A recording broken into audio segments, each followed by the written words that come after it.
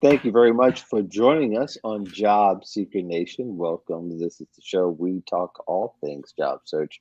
We're here every Wednesday at 1 p.m. Eastern, 12 o'clock Central, and you can kind of make up the time depending upon where you are. With me is my co host, Jack Kelly. How are you, sir? Hey, good. Very well, thanks. Good deal. You're on the East Coast. Are you guys Yes, recovering from the snowbanks? it wasn't that bad. Mm, It's just that, and you have this in Chicago, where by yeah. late February, you're just so over the cold, Yes. You're and you over the just, snow too. this year wasn't bad for us with snow. It just, Oh, okay. and to be fair, the weather wasn't even really that horrible either. But I just want some warmth. I Yeah. want, I So, want some yeah, sunshine, some warmth to go outside and walk around and not have that big bulky jacket on. I Yeah, hear one you. more month and we're good. I hear you. Do you have any vacation plans this year? No, but I don't care. I just want to, you know what I mean? I just You just want want it to regular, warm up you and just get want some outside. warmth. Yes. Yes. Go Yes, for a jog, get on the bike, you I know? agree. Yeah, I agree. I'd like some to be warmer. It doesn't have to be like 70s warm, Yeah. but 50s warm would be fine for me. If it was a light jacket Yeah, or that's just cool. a That's little, fine. I'll be happy with that. And if it stayed that way year round, actually, I wouldn't mind. Yeah. But yeah, I'm so over it. It was like 20 degrees this morning, and it's like, good grief.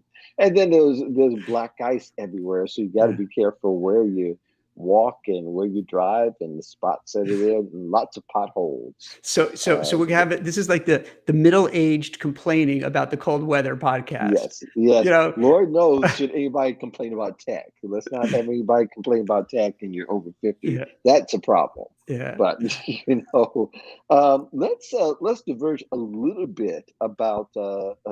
I know we have a format. We do have some questions. I'm going to go in a different direction for a hot second. I want your opinion because I've been talking a little bit, and I'm talking more about it on different podcasts and articles and things about the Great Resignation. In some weird way, I'm beginning, not weird way. I think there's some obvious signs that that window where people were standing up and quitting and it really having it making a statement. I think that window is kind of closing somewhat, because I'm beginning to see that it takes, a bunch of people to say great resignation. It takes a whole bunch of people to quit in order to really have a great resignation.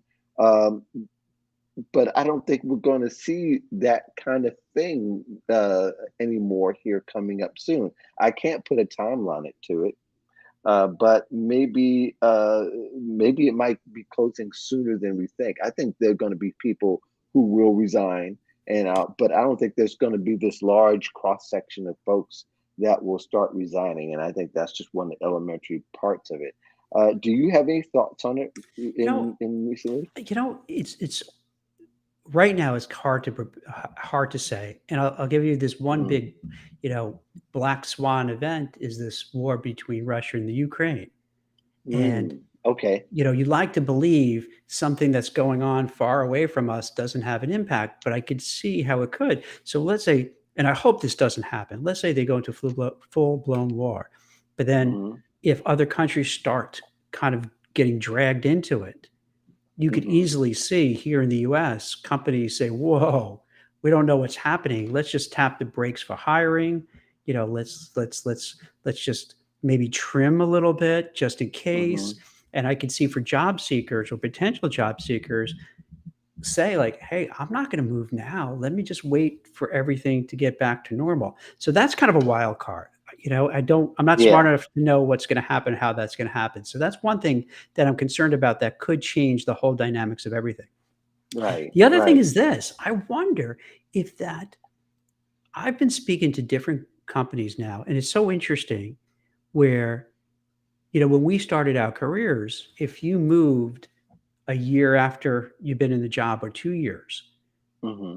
you were like a job hopper and people weren't, hiring managers weren't comfortable with that. Hmm. Now, I'll speak to people who say, okay, person joins us, they do a tour of duty, learn, and then they leave and go somewhere else. And that's cool and that's fine and dandy. So, And I wrote an article, and you wrote an mm, article about. I just wrote one straight out how to job hop in yeah, 2022, and I think that that's a viable strategy. That's no longer well, it's a risk. It's a viable strategy. I think for the younger people, the older people still they have the shadows following them around of possibly being having some of the unemployment bias from the past, because a lot of baby boomers, at least, they retired. Gen X is still out there, although they can arguably take a similar route or a new route if there was one. But definitely, baby boomers is like, they should, and I think if you can, you should. But for a lot of them, still you cost too much still follows them around. it's harder when you're earning a certain Yes. amount of money because Yeah. it's like a pyramid. The higher you go up, it gets more narrow, so you don't have as many jobs, so you're taking a Right. bigger risk. But as you pointed out, if you're younger and you're at the bottom of the pyramid starting out, there's a whole lot more jobs, so you could have that luxury. Right. But I do wonder, is that with switching jobs becomes normalized, so it might not be, as you kind of started out the conversation, this big, like, I'm out of here, I quit. But it's more of a subtle, oh yeah, I'm just gonna, I've been here a year, time to go and move. Yeah. So it's Yeah. not like, sticking it to the company or doing anything like that, or big FU to the company. It's more of like, okay, I've learned, here a year and a half, 2 years, I've learned a lot. I'm ready to move. And Yeah. that's it. Yeah. I think there is a redesigning of Yeah. resigning I that we're like that. beginning. Yeah, Yeah. I think we're really beginning to see that now, because Yeah. I think people. I think if we're talking about the bulk of the working force, which are millennials and Gen Z, they are designing the way, and I think it's becoming like a business exit plan, like I've always thought. You start to think about what are the circumstances you're going to that you can leverage when it's time for you to leave, rather than I'm leaving because I'm sick of this place. No, I'm leaving. I like this place, but I can build my skills and get another bump in salary if I make this move. Because really, making a move, they can reward you with at least 10% in most cases.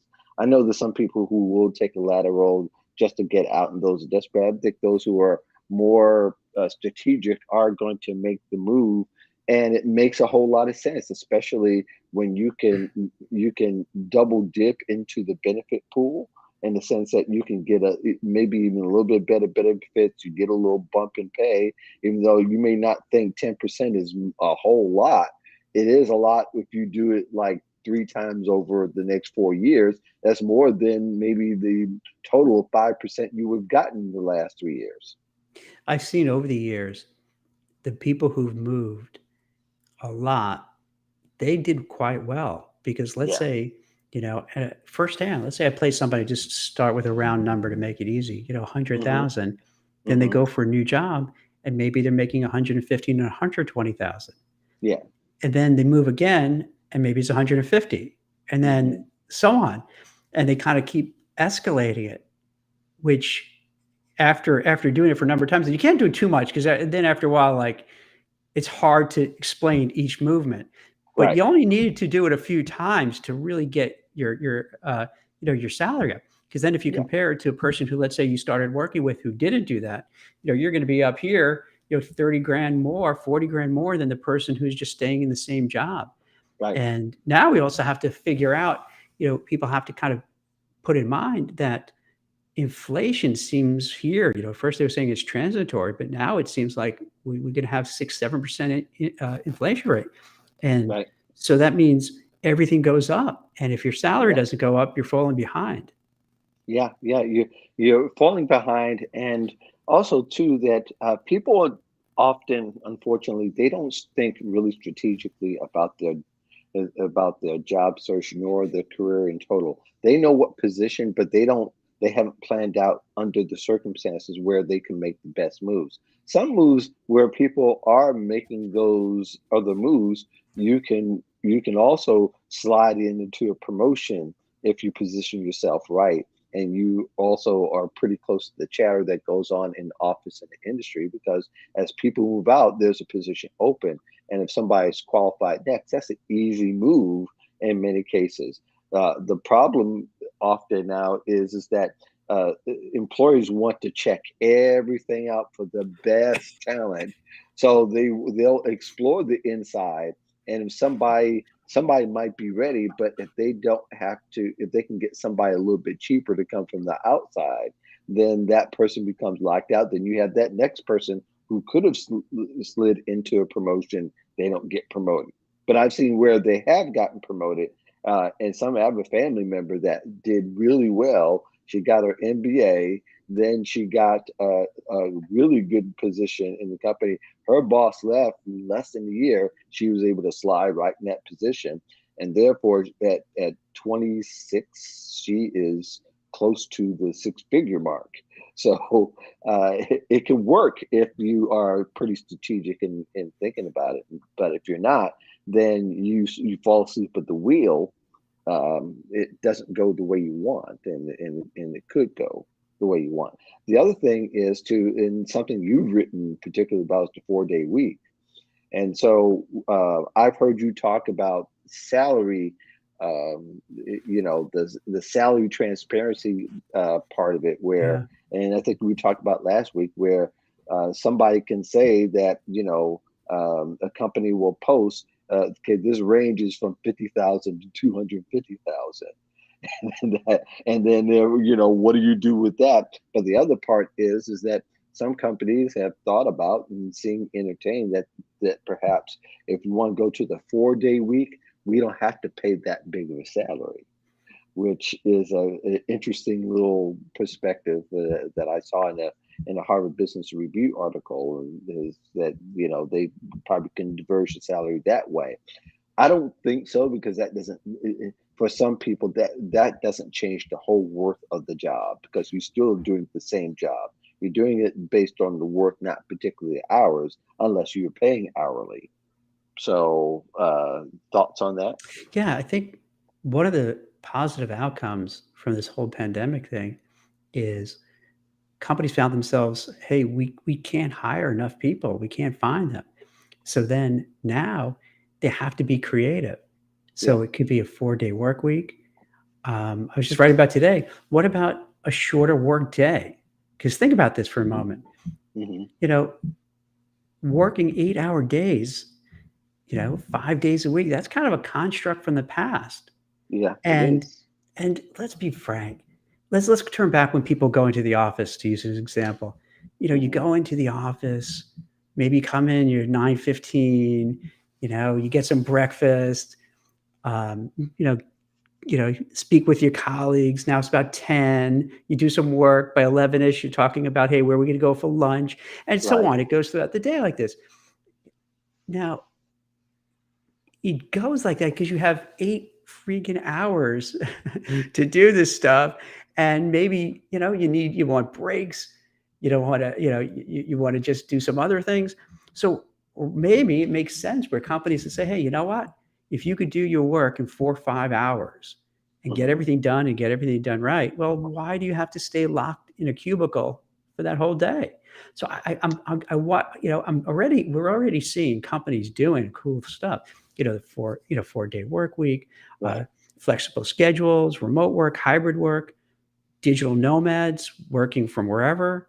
Hmm. Um, Places like Walmart and Amazon are giving like free college tuition. So like you see all these trends where these companies feel we have no choice other than to do right by our employees, because if we don't, they're going to quit, and it's going to be hard to attract and bring in new people aboard.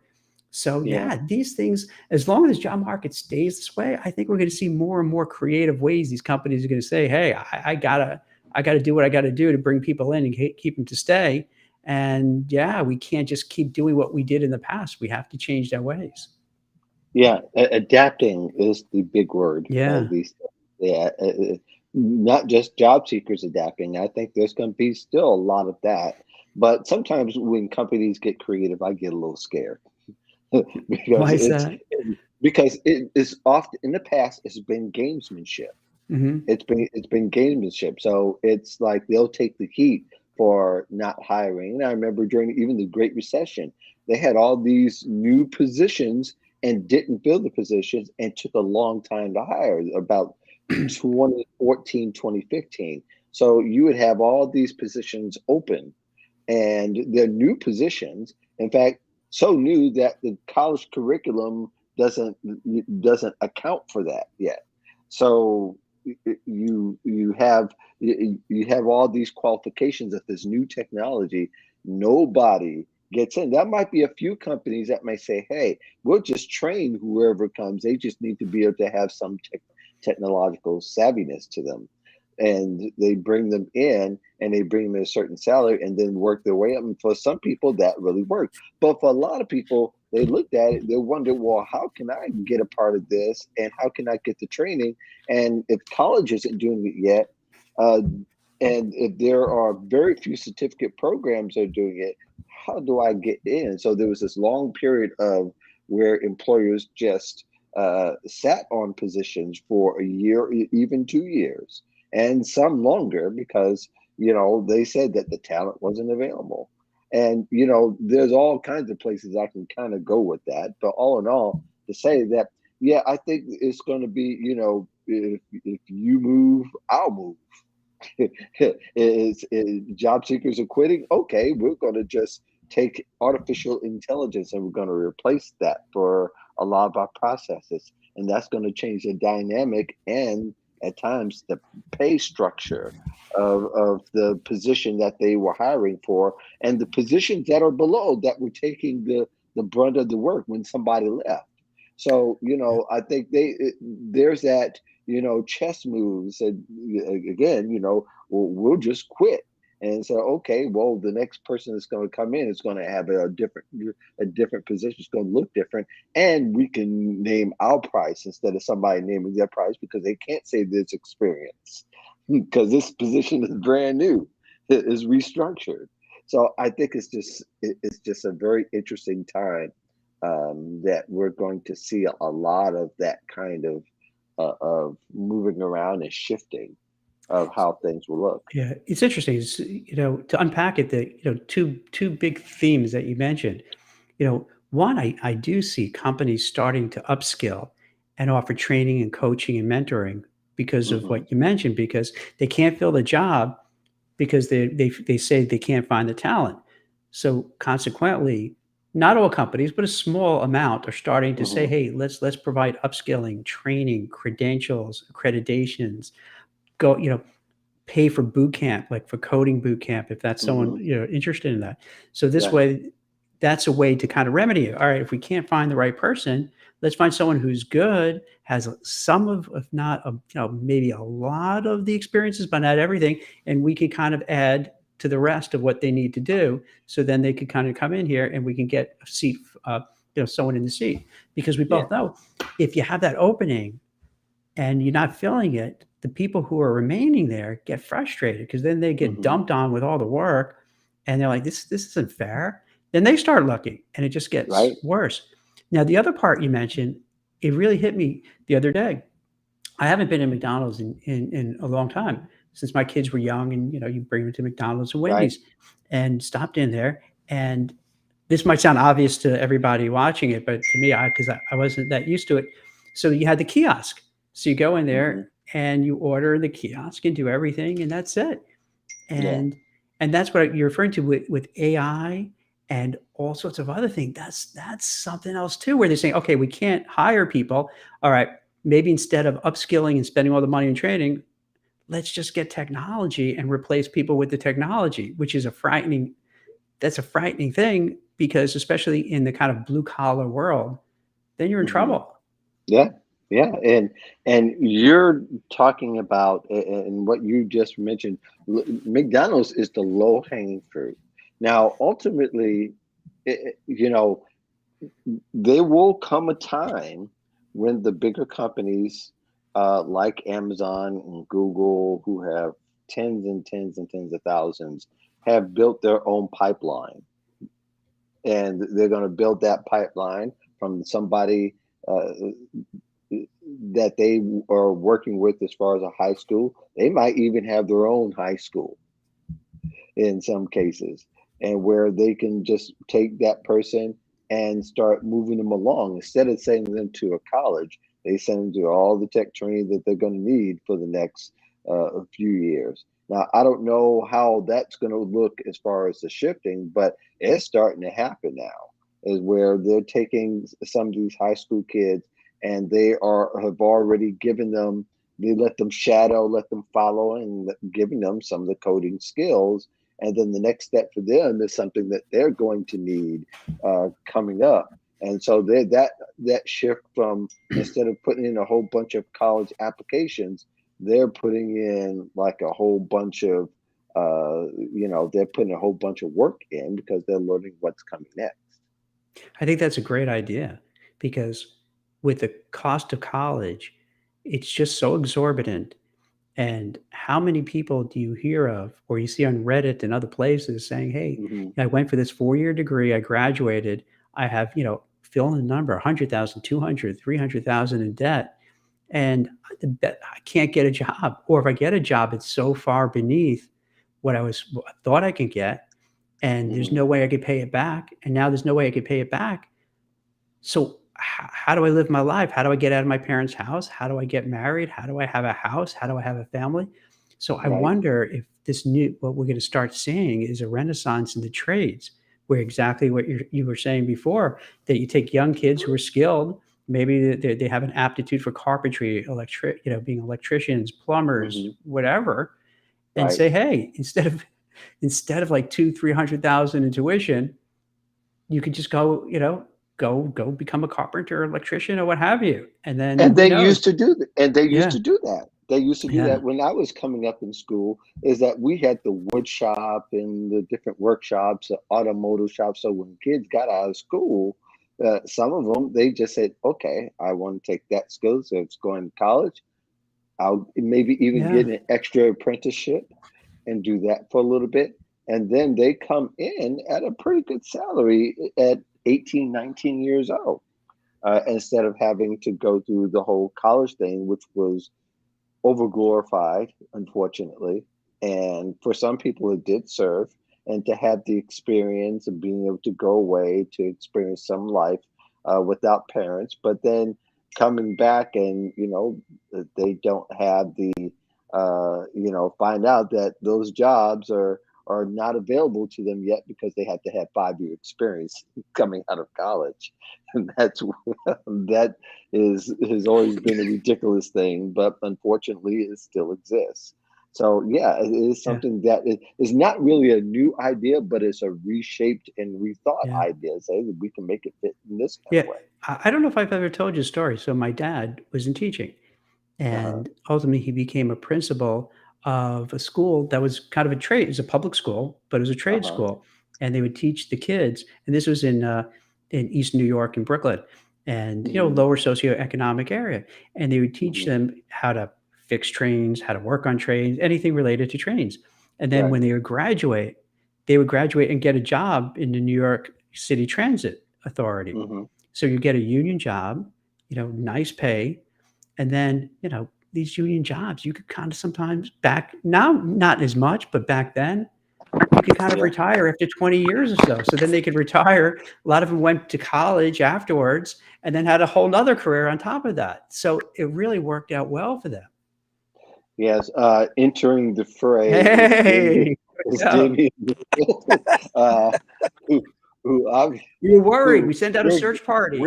we're glad you joined us. We don't want to hear any excuses because we do, life happens, right? So we're glad that you got here and finally are joining the discussion. I kind of took a veer off to the left a little bit to talk about the great resignation and the different facets of it. So we weren't really having a too serious discussion. Ha ha. How are you? I'm fine. Thank you. Apologetic, No, but fine. Thank you. Thank you no both for worries. having me. Yeah, yeah, we're grateful that you're able to join us. Of course, for those who don't know, Damien is my co-host on the Job Search The Modern Job Search Checklist. We do that every Friday, 1 p.m. Eastern. Invited him to the show and to join our discussion. But there are some topics that I did want to kind of hit because I think this is also kind of happening now. We'll have to revisit, Jack, the state of the Great Yeah. Resignation Okay. perhaps another time. But let's hit up some of the topics I think are pretty relevant. Is about the scams that we're seeing all over the place. People are getting LinkedIn messages, emails, making promises, all kinds of things. And you always get to view that fall for them. I haven't seen So that, man. I saw, talk about that online, but what are yeah, you what are some examples? yeah, there's well, one really big one is Yeah. where some a group of people or a person will pretend to be a legitimate company, and they'll have people to apply to that company and lead them down this very dark road to get their personal information. And of course, where it ends up there. But a lot of it. So let's say I can I can mimic being a true Microsoft recruiter, and I want to get my talent, and so somehow they end up mimicking the website and the page and somebody's contact with seemingly the right information, but it leads down this road to where it end up getting personal information, even hired, but they really don't get hired by Microsoft. They get scammed. So that's one of the ones that I've seen over the past couple of years. There's been a little uptick lately. Uh, Damian, have you seen scams of the sort? And maybe I might be the only one, but did you have anything to weigh in with? Uh, I have seen a few. I know that if you've been out of work like I was for a long period of time, you can become desperate and Hmm. jump into an opportunity without being very careful. And I always recommend look at where the site takes you. Hmm. Make sure that act Microsoft. And Yeah. if you are in a position where you're actually actively interviewing for a position, I always recommend that you also go there using the company's regular address, much like you would when you online banking. Make sure that Hmm. you're not getting scammed. Um, and Yeah. you know, yes, I see it. I don't see a lot of it out there, and there are people that have come through the support group that have been scammed, but you know, Hmm. no real You get damage done, just broken hearts, for yeah. lack of a better term. Yeah, you broke up a little bit, but you're saying that people got scammed and got disappointed because they fell for it, either all or in part. And right there, One of the differences, frozen. yeah, you're freezing on and off. Um, One of the things that I think that I've seen as well recently is that there are people who are going to play to jobs in the web, not not mimicking necessarily, but they're making it seemingly that they're legitimate sites, and that not that it hasn't always existed, but some of this stuff is coming really close. So when you get an email. Let's say you put your name in, you get an email, and then they tell you to go to this site, and they keep emphasizing this site, and they get their information that way. And then there's another scam, and I've been seeing them, is where people are trying to get you to go to a WhatsApp group, and the WhatsApp group is of course this fake group, and so they try to legitimize themselves, and you end up giving your information. All of this is basically about getting your personal information and then using it to make you vulnerable to giving your private information and your livelihood away, essentially. You're still coming in fuzzy. Maybe you maybe you need to go back in and out, Damian. We give a chance. Basically, one of the things is that people need to take some extra steps and not getting scammed. Um, and maybe Jack, you might have a perspective on that. You know, from the compliance side, from speaking to compliance practitioners, Uh-huh. this happens all the time. It could Hmm. be a romantic kind of thing where somebody goes on, they don't meet in person, but maybe have these online, not seeing each other kind of calls. And before you know it, they have Right. $10,000 in their pocket and the person is out of the money, and Hmm. any variation of a theme. So there's a lot out there with the job market. I don't know. I haven't seen a lot of firsthand, but then oftentimes you do come across these very sketchy LinkedIn requests from people, and you wonder like what's Yes. really up with that. Yeah. You get all those kind of things that make you question, or even on the phone, you get these phone calls Hmm. that I don't know if you got this. This happened, I think, over the summer, where they go, "Hey, you call me. I'm calling you Right. back." I'm like, "Wait, I never call anyone." And then you get a few of them, and Yeah. I don't know I've what their scam was up to, but it's definitely something. Yeah, that one's a little antiquated. That's like 2005, 2010 kind of scam. But at the same time, I think though the people can become a little bit more creative behind the web to seem like a real person. So when people get an in-mail from a LinkedIn user, automatically you think, well, you have to go through all these hoops to kind of legitimize your LinkedIn. This person must be real, and they must be really interested if they're pretending to be a recruiter for a particular company. So your guard ends up being down instead of being up and being more judicious about where you are. Okay, Damien, we got you back, Mm.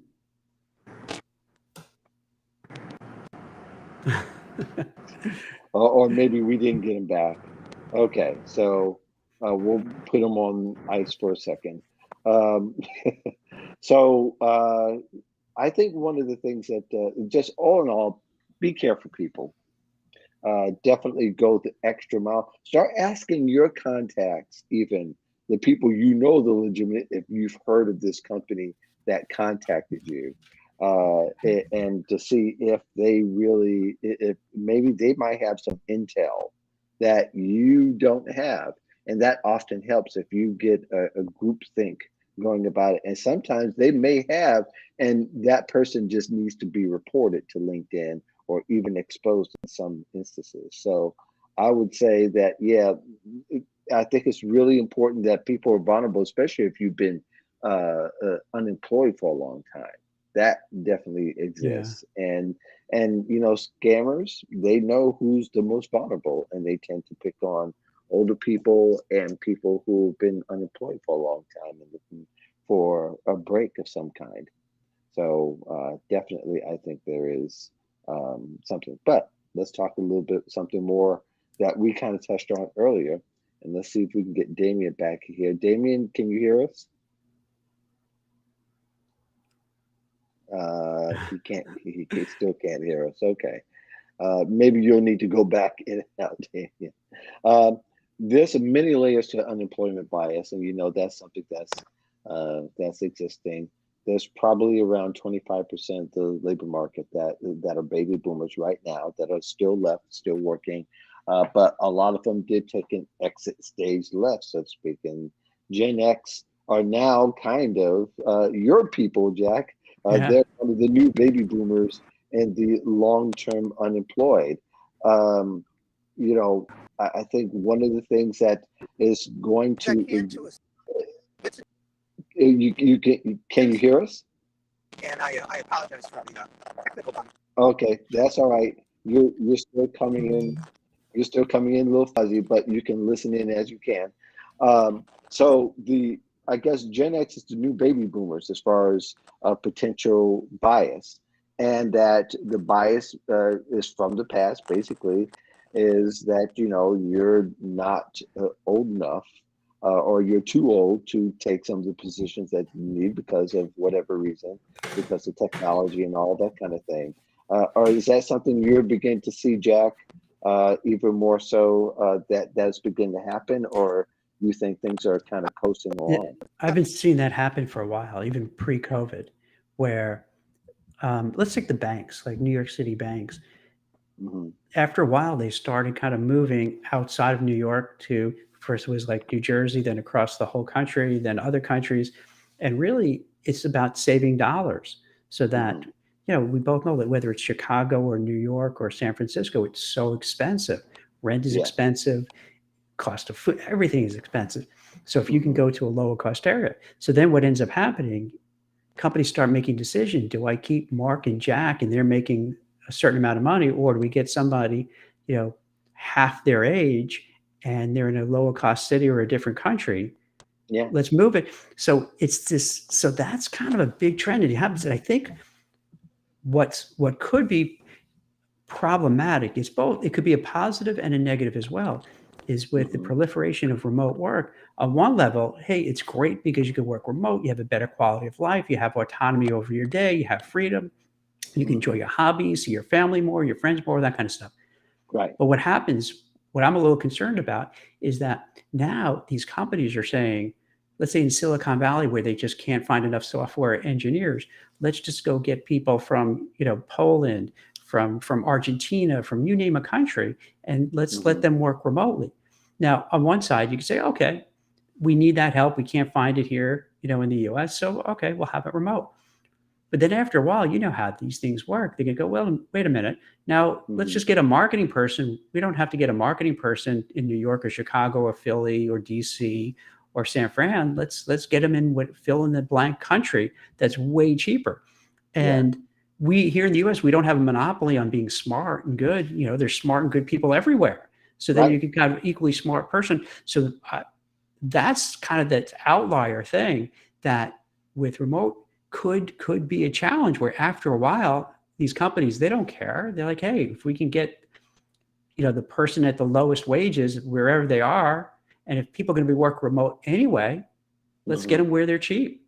The positive side, though, is this. So let's say you're in Arkansas or Mississippi or South Dakota, and you always wanted to work, in Silicon Valley or Wall Street. You really, you would have to pick up and leave your family and go there. Hmm. Now you have the chance to work there by doing it remotely. So on the other side of the balance sheet is that people who didn't have a chance to get to these really cool jobs because geographically it didn't work, now they can. So that helps out Yeah. too. So I don't know if maybe it'll be just two parallel tracks. That's how it plays out. That some jobs, will be lost because they're hiring people remotely in different countries, and other Right. jobs will be gained by people because they could do it remotely for an awesome company that they never dreamed possible. Right. Right. Damien, can you hear us now? Damien, Yes, yes, yes, yes. I'm getting you can closer hear. to You can hear. a cell tower. And again, go ahead. No, I was going to ask you. We're talking about Gen X and them being the new baby boomers as far as the being victims of the long-term unemployed. Do you have a view on? Um, are you seeing some of that through your professionals in transition group? Is that for, I'm sorry, for Damien or? For Uh, Damien, for Yeah. Damien, did you hear that question? and I no, I did not. I heard the last I heard was professionals in Right, transition. I did not right. hear your question. We're, What? we're talking about Gen X and them being potential victims of long-term unemployment. It was baby boomers about 10 years ago, where baby boomers had a hard time getting the professional jobs, and they still do. In fact, most of them have left.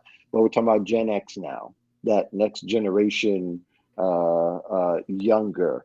Are you seeing that some of them are having a harder time than they ever had getting unemployment due to being long-term unemployed?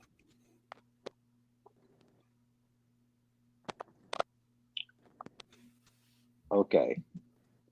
He Hmm. is in hearing. Um, Okay. Yeah, I I've mean that heard is a talk real. about uh, long-term D- unemployment from where we are. Okay. I but am I any better now? Yeah, your signal is low. Yeah, Um, your uh, signal is low. yeah, that's what I was afraid of. Um, why don't I do? Well, I'm sorry. Go ahead. Your question was what? The question was, are you seeing Gen X job seekers coming to professional transition, um, being long-term unemployed, being victims of long-term unemployment? Thank you. We are seeing a limited number of Gen X. Um, that's not to Okay. say that they are not uh, out there. Hmm. I think that. Oh, wait a minute.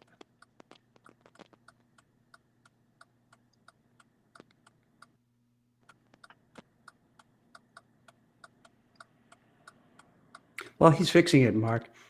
You know, I'm Can starting you to feel that it's not just hear the me? age. Yeah, go I'm ahead, starting to Jack. feel, yeah, I'm starting to feel it's not just the age now. It's Mm, really the long-term unemployment could be due to the compensation, where they're where not they're looking choosing in, not. yeah, where they're saying like, "Oh, all right, it's an arbitrage. Like, why, Mhm. if we have to pay somebody in Chicago a certain amount, but we can get someone else, in another place, they may hire someone older.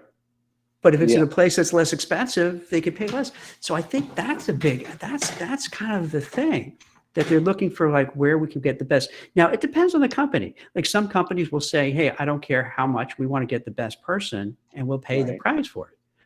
right. But it's on a spectrum. So yeah, you may have some companies that have big pocketbooks that could afford it, but then you have a Yeah, lot of companies that can't afford it. So they have right. they have no choice. So like, okay, hey, we don't have as much money as Goldman Sachs to pay people, so we got to figure out another way to do it. And the way to do it is move the job to a different country, a different city, a different state that's less expensive, so we can save money. But the other half of that is that a lot of people who are in other countries are trained here in the U.S. and gone to a U.S. school, and therefore they are.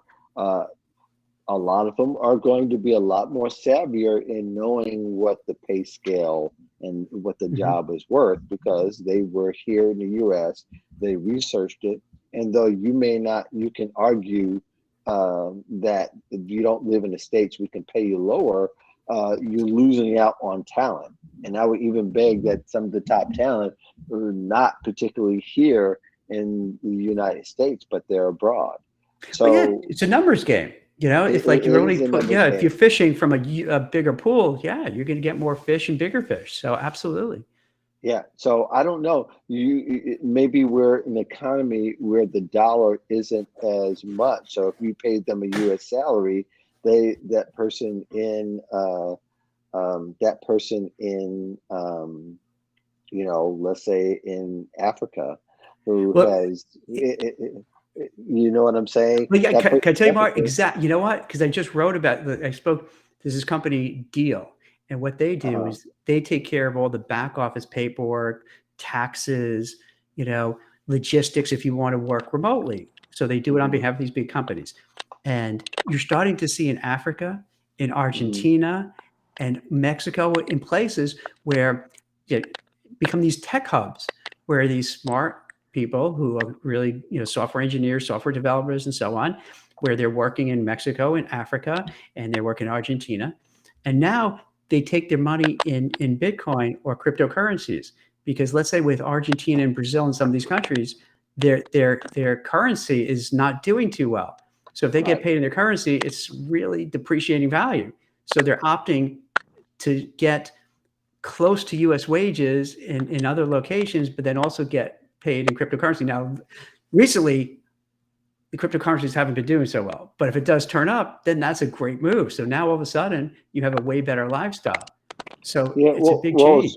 yeah, well, isn't part of the cryptocurrency behavior is that it will go to zero, but then bounce back stronger. You know, and I guess timing is unpredictable though. It's too I couldn't even predict it. It's very volatile for sure. Oh, It's without very, a very, doubt. very volatile. But then if you're just taking a portion of your comp and you're taking it every paycheck. So something like when you invest in the market, dollar cost averaging, you don't put it all in at once because, like, if you put it all at once, maybe you get paid too much for it, or maybe you're lucky Mhm. and bought at the bottom. But most people aren't that good at timing it. So if you take a little bit, that means sometimes you pay high, sometimes low, sometimes high, sometimes middle. So over time, you probably get a good, price for it. But Right. these are some interesting trends that are happening, which is really revolutionary if you think about it. Yeah, they're deciding how they want to pay. Well, there was a report recently where some of the NBA players were taking, they were taking Yeah. their pay in different forms, like NFTs and cryptocurrency and so forth. So I think that is when you have a lot more control, because a lot of people, for most Americans, they're used to getting stuff put in their Yeah. 401k and they forget about it till it's either time to use it or it's time to retire. So the behavior has to also change in that respect.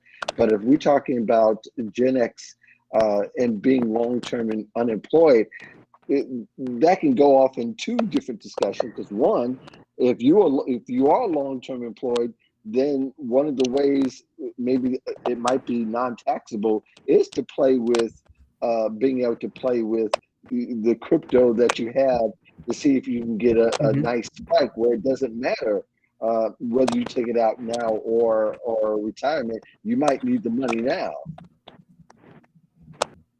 It's interesting. I love, the thing I love is that you're seeing all these changes that we didn't have before, all these different options. Yeah, yeah. We're gonna probably have to continue to finish the show. Uh, Poor Davis. Damian. Yeah, we tried. We all tried. Uh, yeah, so definitely, if you're Gen X, if you've been unemployed for a while, give us a holler. We would love to give you some advice, even during the rest of the show, in the last few 9 minutes we have in the show. But the other thing I think we could talk about, and this is probably good to end with, and we might want to continue with, is that this is not just uh, telling people to avoid bad jobs is good enough. You got to avoid bad companies, and they're kind of both kind of combined. We kind of learned that from the Reddit posts, right? Where people are, they post the conversations they have with their boss. So it's possible to have a bad boss, but have a good job and have a good company. But I don't think it's possible to have a bad job without having bad company. You have any thoughts on that? You know, Sometimes it's hard to tell. You go for an Yeah. interview and you meet people, and it's like dating. You're on your best behavior. Right. So, everybody's going to kind of try to be their best and come across in a certain way. And then you're in the company, and a couple of weeks in, you're like, oh my goodness, what did I get myself into? This is horrible. Yeah. I would say for job seekers, you definitely want to do your homework, because if they're rolling out the red carpet and giving you the treatment like you're a king or a queen, you're like, wow, this Mhm. is great. But you want to kind of see behind the scenes. You want to ask your network of people, hey, did anybody work at company X? What do you think about it? You want to go in places like Glassdoor. You want to just Google and see what's going on. You want to look Yeah. at the headlines in the news. What's happening? Are they laying off people there? Are there any issues? Are there any, problems going on? You want to go on LinkedIn and look at people at the company to see, is there like a lot of turnover? So Mhm. it really behooves you to do a lot of homework so that you just don't go in there like, hey, yeah, this seems, Mark seemed nice, Damien seemed nice. Yeah, I'm going to take the job. And then before you know it, there's just so many other things going on there. Right. No, another thing too is, in addition, what I see, particularly like, since you're talking about generations, like Gen Z and millennials are very much more interested in companies that share their social values, their political Yes. values, their beliefs, Yes. their core principles. And so they feel comfortable there. Or conversely, if they don't share the same values they do, they may not want to stay there. They'll be unhappy and kind of leave. So that's another thing where that wasn't an issue, 20 plus years ago. Now Right. that's a big That's a decision when big you deal. Absolutely. Yeah, it's a big deal. Hey, Damien, what's your best advice for avoiding bad jobs?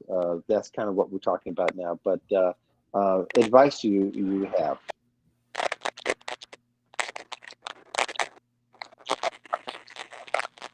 Okay, you're breaking up and we can't hear you. We gave it our best shot. Yeah. You'll watch a replay, you'll see what we see. Uh, the I think yeah, avoiding the bad, and you're absolutely right. First of all, Gen Z is learning what not to do from us. Let's just put it. Yeah, they're Let's learning just a put lot. it They're getting a bluntly. great, yeah, Just they to got put a it great bluntly. education. Unfortunately, in the hard way, you know? Yes, they're learning from our misery, and that we do we do work Yeah. from we work from our we worked the jobs where we went and we were miserable for years. We worked the job to where we know that there was bias, especially for me being black. We worked the job where that the boss, and I've actually had this happen, where the boss was giving money to a certain organization that didn't like your kind. Mhm. That's fun. And of course, that didn't last too long, but that's always a fun perspective.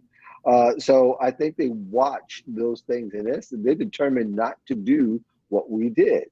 We stayed in a company to be 5 years vested, at least 5 years. We were told, like, any job, just stay there and get vested and then move on. They're saying, if this sucks in 3 months, I'm leaving in by Yeah. month number four, which makes a whole lot of financial sense because, just like I said, you can walk across the street to the person's competition, as long as you don't have the competition contract, and work for the competition, and they'll reward you with a 10% jump just for coming and being able to be competent, and you can work that same job for a lateral move, and that's good enough for now.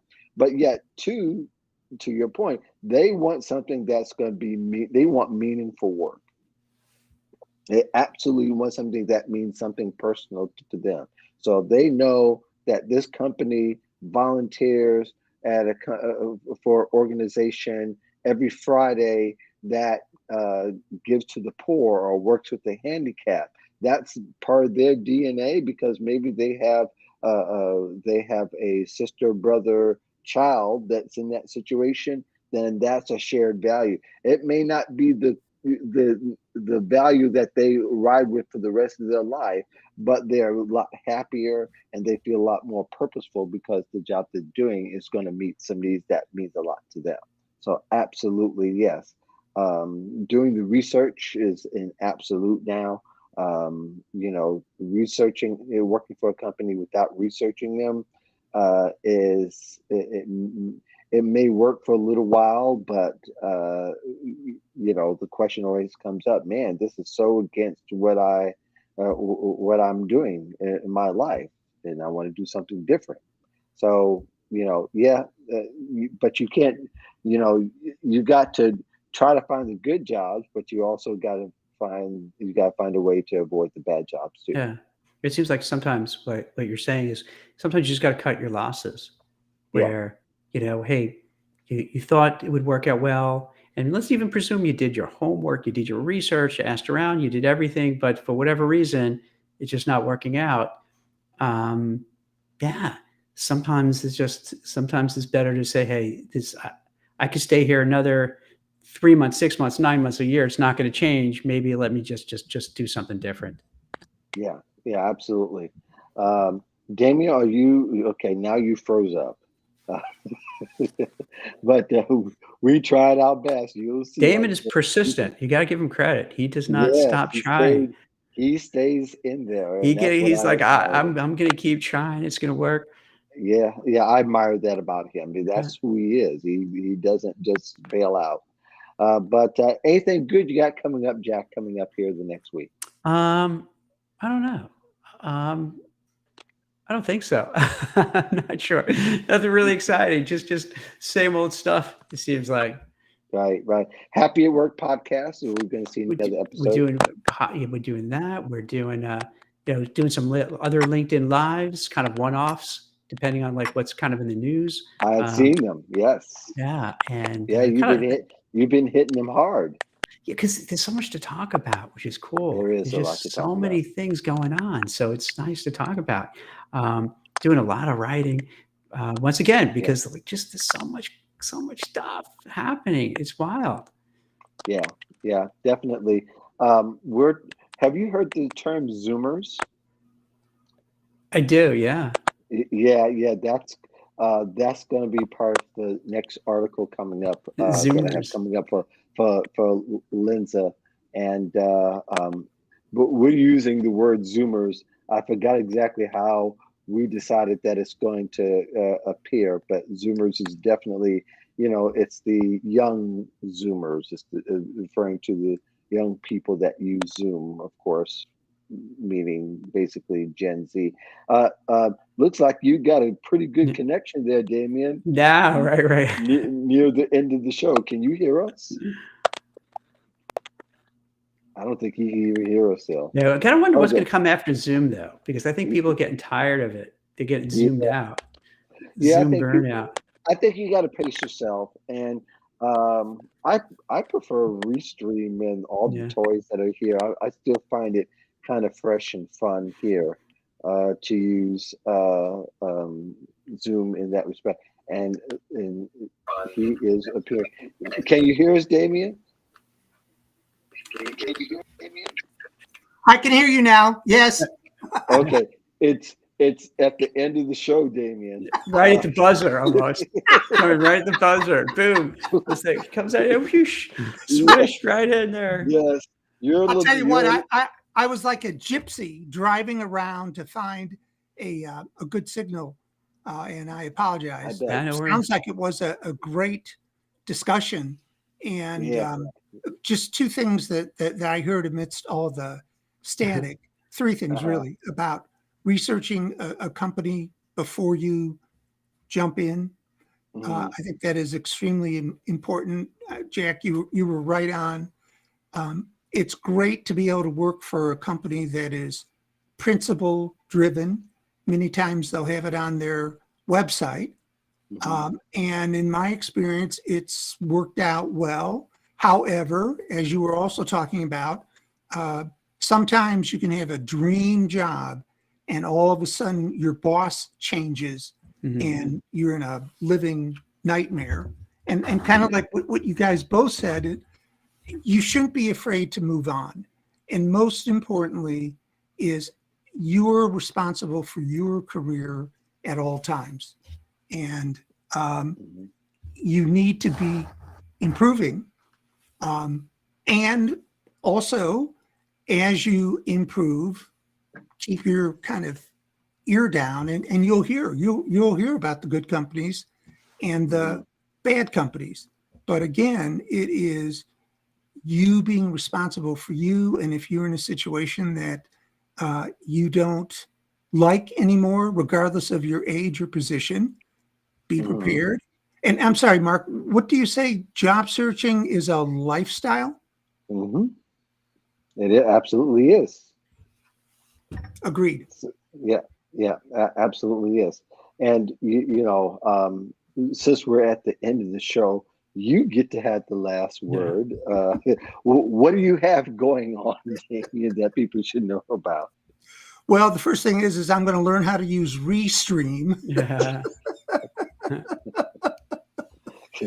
Um, And go but ahead. as usual, just very quickly, folks are more than welcome to join us every week at Professionals in Transition.